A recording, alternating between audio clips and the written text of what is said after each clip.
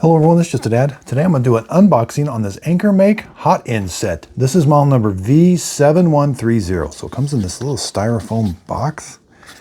We got to take it out. I like that you can protect it with that. All right. So there's a little baggie inside here with two little screws that you use to mount it. There's two electrical connections with it. There's what it looks like. You can take it out. That's like a heat sink for it.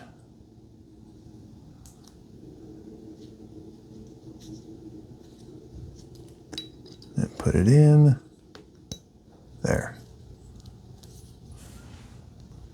All right, overall dimensions, 1.5 inches. All the way, it's about 3 inches. Thickness wise, you know, with the heat sink's about 1.5 inches, but with the green thing's about 1 inch. And the wires come out there about 2 inches. I hope this unboxing video helped. Thanks everybody for watching.